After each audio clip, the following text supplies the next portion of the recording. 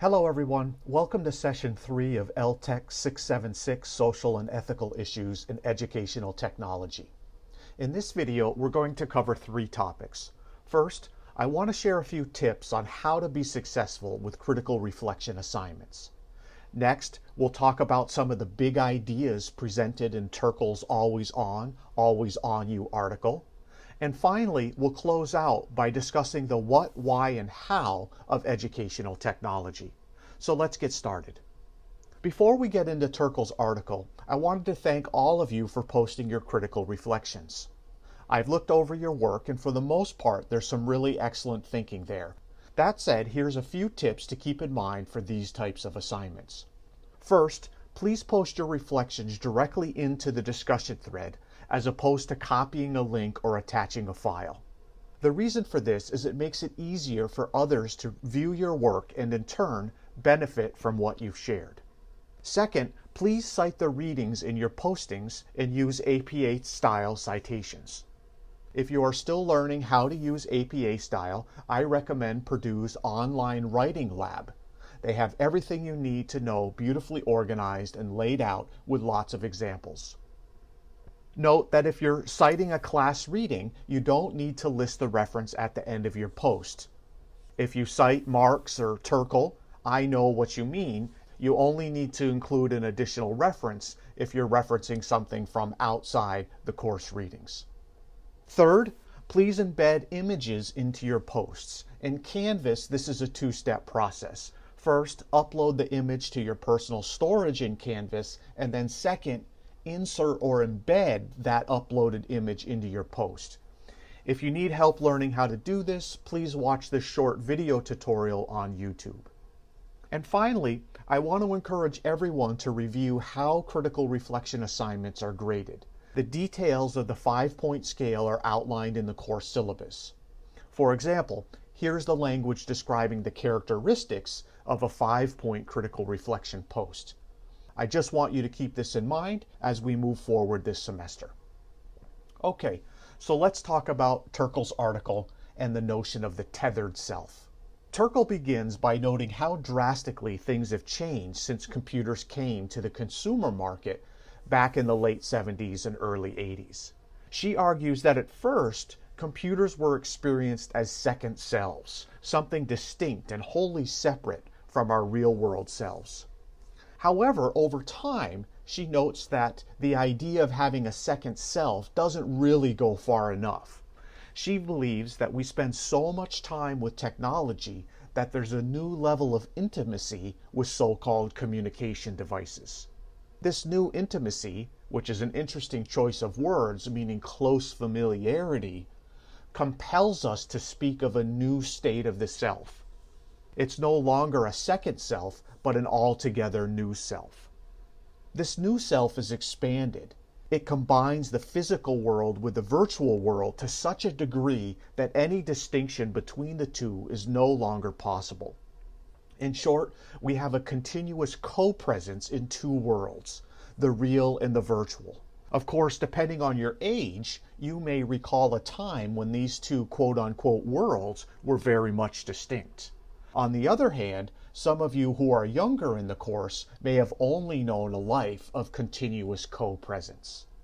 In another section of the article, Terkel argues that technology is changing the way we measure success. This is very reminiscent of the Marx article. Terkel states that individuals are calibrated on the basis of what technology proposes, by what it makes possible, and by what it makes easy. Think about this idea for a moment. The idea that technology is calibrating or adjusting or setting us in some way, rather than technology adjusting or adapting to us. Terkel believes that for better or worse, humans move in the direction of what technology makes easy, regardless of whether or not this new direction is good or bad. She suggests that technology is so powerful and pervasive that we, individually and as a society, are moving in whatever direction it tells us to. Terkel goes on to suggest that we've created a communications culture that has decreased the time available for us to sit and think uninterrupted. In another passage, she argues our attention is our rarest resource. And a question for all of us to contemplate is, if attention is becoming our rarest resource, what might be the implications for society? What are the implications for schools? Now, you might be wondering how technology became so powerful. Well, many scholars argue that technology has been designed, sometimes accidentally and sometimes with intention, to push our Darwinian buttons. These tricks leverage deep-rooted psychological and physiological needs that humans possess. In turn, people sometimes respond to technology as if they were in a relationship with it. Turkle believes this is a fundamentally deceitful interchange. Technology's ability to persuade us that it knows and cares about our existence. Concerned by this situation, Turkle asks, what kind of people are we becoming as we develop increasingly intimate relationship with machines? Ultimately, Turkle argues that because of technology, we are newly free in some ways and newly yoked in others. And this notion brings us beautifully to the core of the course, educational technology. In what ways is educational technology freeing us up? And in what ways is educational technology tying us down? We started this semester reading Marx and Turkle in order to gain some insight into the larger issues at play between technology and society. These readings have provided us with some ideas and some questions that we can leverage as we begin to explore the social and ethical issues in educational technology. And of course, we always want to keep in mind our version of Kernahan's question. What should an educator know about educational technology? To help us begin to answer this question, I want to spend some time looking at the what, how, and why of educational technology. Sometimes we forget that educational technologies consist of hard and soft technologies. Hard technologies include materials and physical inventions such as books, chalkboards, whiteboards, and tablets. Software technologies, on the other hand, include work processes and instructional templates such as instructional design models and techniques and tools for process improvement like Six Sigma. So how do schools use these various technologies? Well, one big category of use is technology for instructional preparation. In this category, teachers leverage technology to prepare materials, communicate, or collaborate with other people, such as peers, students, and parents. Another important category of use has to do with technology for instructional delivery. In these cases, for example, teachers present instruction via projectors or monitors, and students use computers for drill and practice, tutorials, and simulations. And finally, another category of use has to do with using technology as a learning tool. In this category, students or learners use software and hardware to extend their abilities to solve problems, create products, or communicate and share their perspectives. So what are the potential areas of impact these technology uses may have on teaching and learning? Well, according to Bransford and colleagues, there are 5 areas of impact. Technology can help bring new curricula to classrooms. It can help provide scaffolds and tools to enhance learning. In addition, it can create opportunities for feedback, reflection, and revision. It can also help build communities, both locally and globally. And finally, it can expand teacher training opportunities. So the question is, what drives these uses of educational technology? What's the reasoning behind investing in technology in the first place? Well, research has shown that there are reasons behind educational technology investments, and that those reasons typically fall into 3 broad categories. So let's take a look at those. The first reason is the challenge fixer rationale.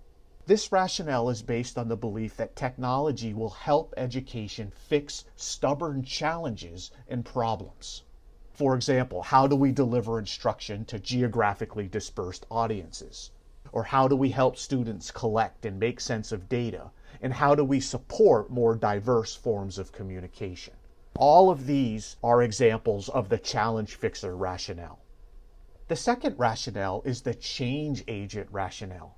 This rationale is based on the belief that technology will help change the status quo in education. Technology will somehow trigger changes away from lecture-driven instruction and toward more constructivist, inquiry-oriented approaches. Proponents of this rationale believe technology has transformative potential and that digital tools may change the learning environment and the teaching process, making it more flexible, more interesting, and more challenging for students. The third reason is the economic competitiveness rationale. And this rationale is based on the belief that technology is key to having an educated workforce, which is necessary in the information age and is key to economic development and national security. People in this camp believe technology skills are key to economic and political growth, and that the ability to expect and adapt to change is fundamental to success in the job market and to active citizenship. Taken together, these three rationales help us understand some of the thinking behind why society in general, and education in particular, invests so heavily in educational technology. So where are we going with all of this? Well, now that we've covered some foundational concepts, we're going to begin exploring various social and ethical issues over the course of 6 different units or themes. We'll begin this journey by reading Dana Boyd's latest book titled It's Complicated: The Social Lives of Networked Teens. I'm really looking forward to taking this journey with all of you. It's going to be interesting and we're going to learn a lot. We're out of time for today, so thanks everyone and have a great week.